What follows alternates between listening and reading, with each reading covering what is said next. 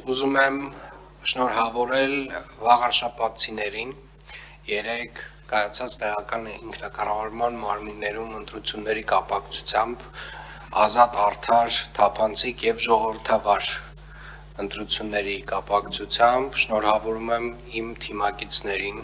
պարոն Արգիշտի Մեխակյանին, ով վստահ եմ, որ վաղարշաբաթը տանելու է կայուն զարգացման ճանապարհով եւ իհարկե նաեւ ուզում եմ շնորհավորել մեզ բոլորիս, որովհետեւ հերթական անգամ մեր եւս մի խոշորացված համայնքում տեղի ունեցավ